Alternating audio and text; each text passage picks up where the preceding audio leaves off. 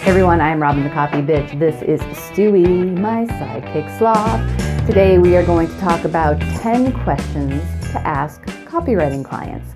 Now here's the thing. You have someone knocking on your virtual door and you want to sound impressive when you're talking to them, right? Well, it all comes down to the questions that you ask. Ask smart and intelligent questions and they're going to go, hey, this person really sounds like they know what they're talking about. And that's going to help you, okay? Also, the answers they give you will be very helpful because you'll be able to quote your project correctly and you'll also be able to start the project in a good place. So let's get started, shall we? Come on in.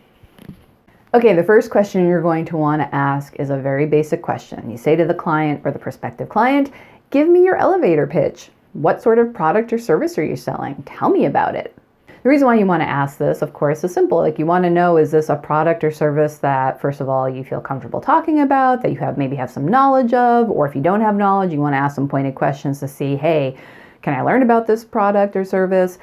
And just to get a sense of the breadth and depth of what this company is about. Now, you might be talking to a small business owner who's only selling, something very simple and basic, like maybe they're selling pizzas, or maybe they're selling their acupuncture services, or maybe they're a hair salon. I know I use those examples a lot, but just to give you an idea. Or maybe you're talking to a business that does some sort of, wild widgets in a manufacturing plant, and you need to know more. So ask that question. Just be quiet and let them talk. Take some notes. Or if you're talking to someone via Zoom, I often record my conversation so then I can listen back. You just want to make sure you get permission before you do that. But that's always a great question to start with. Okay? Question number 2 goes hand in hand with question number 1. You want to say, tell me about your audience. Do you have formal buyer personas?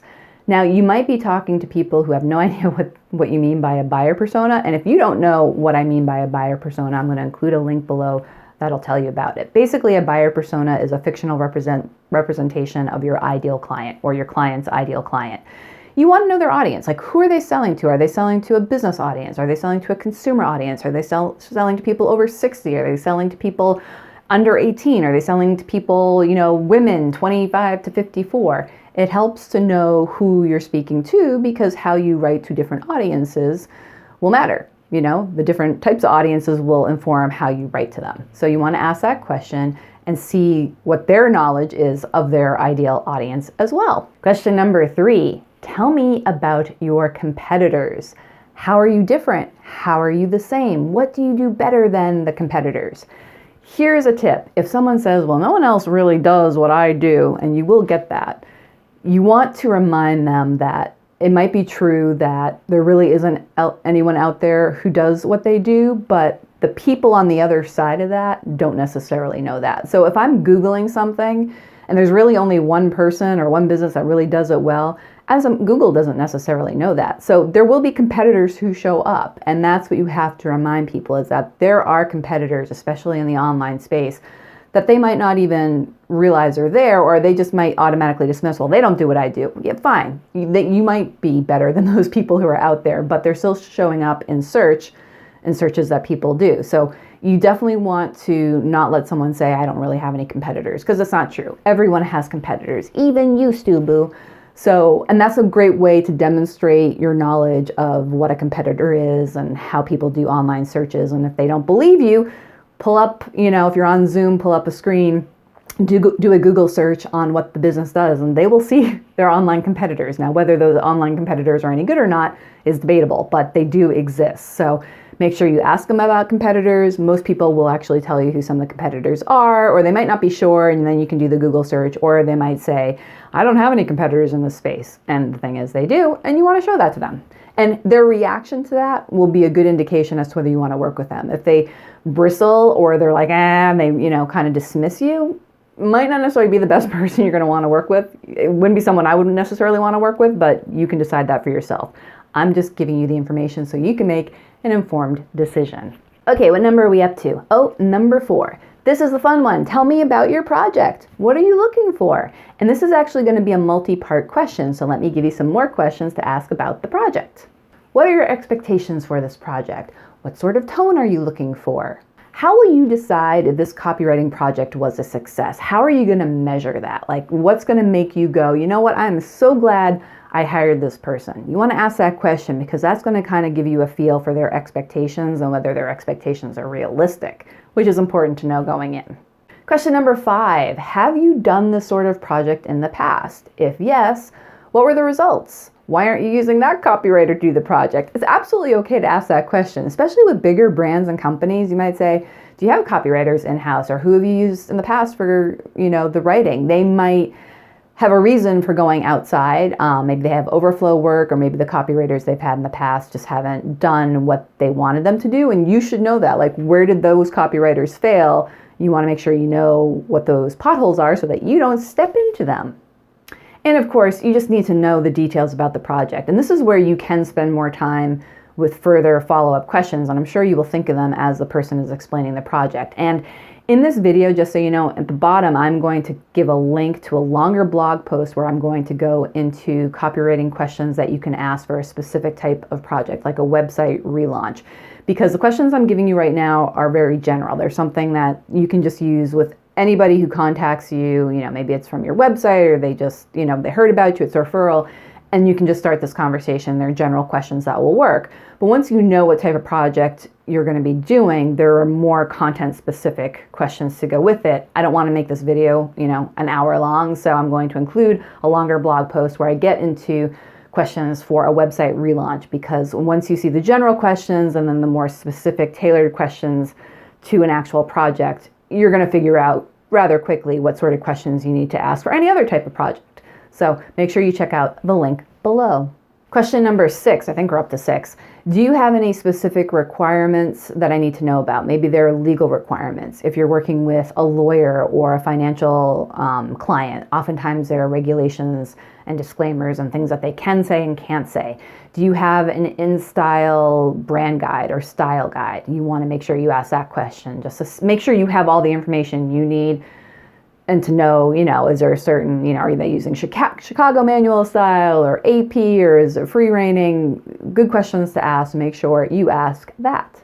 Question number 7. This will depend somewhat on the project you're doing, but a good question to ask is, do you have an in-house subject matter expert who I'll be able to talk with, and will you be facilitating that interview? Because if you are writing, let's say, a white paper, or even blog posts for a business, or a website, you need to be able to talk to the experts on the client side to get the actual information to do the writing. And that's what really makes good content. And I'm going to be doing a whole series on ChatGPT coming up, but ChatGPT has a role in copywriting. You're going to see that when I talk about that. But what it can't do is do that really custom content, because ChatGPT is not having the conversation with the client. You are, and that's where you can really show your value. You want to make sure you're creating content that is different from all of the competing websites, all of the competitors' websites. And the way you do that is by talking to people within the client's business so that you can get the special little nuggets that, you're not going to be able to uncover on your own in general research. So you want to make sure you have a subject matter expert you're talking to for the content that you develop, especially for bigger projects. So make sure you ask that question. And it's quite possible that the person you're talking to hadn't really thought about that, but you've planted the seed. So when the time comes to write the series of blog posts that you're doing or the white paper, you can say to them, okay, I need someone who is an expert on this particular topic. Who should I talk to? And then they can facilitate it on their end. Question number 8 is the money question. What's your budget for this project, and what's the timeline? Now, here's the thing. Not everyone will have a budget in mind, and not everyone will be forthcoming with that budget, but you should ask the question anyway, and you should ask about the timeline, because if they want something yesterday, well, that's a rush project now, and you can charge more for that. Or if they have a more reasonable timeline, you need to know about that too. Okay, number 9. This is a question you don't need to ask, but I like asking this question. Who'll be part of the review process when you hand in the copy?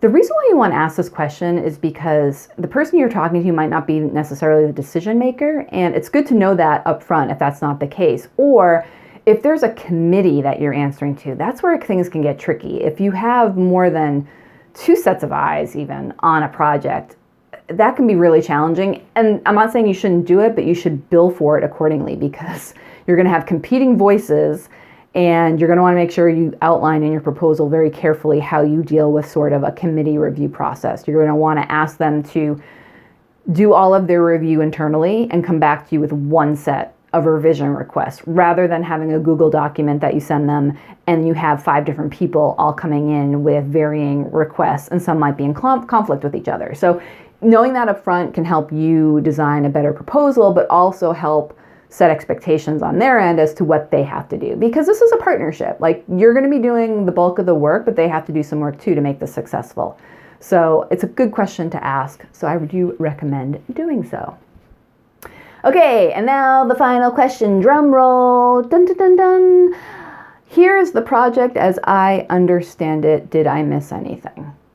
Be quiet after that. Like, here's a project as I understand it. Reiterate, look at your notes, whatever, and then be quiet and let them say, yep, that sounds right. Or they might be like, oh, I forgot something. They might be like, oh, no, I meant this, or they have to clarify something. You want to make sure you have all the details.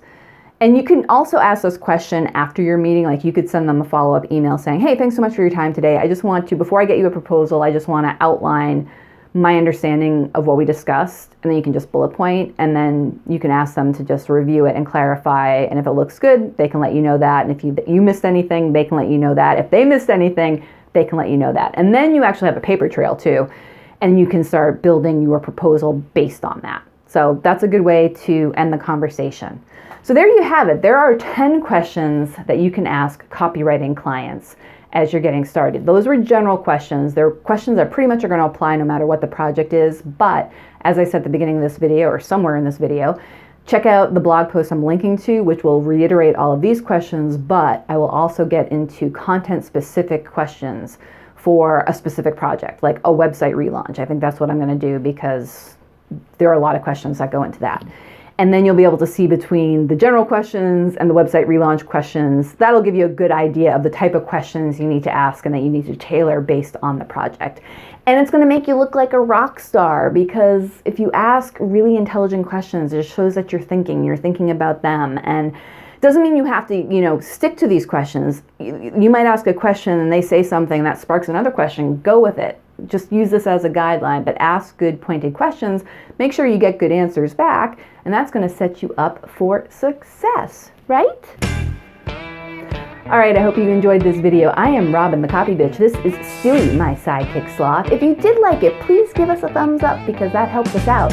If you are a budding copywriter, think of subscribing to our channel, and we will see you next time.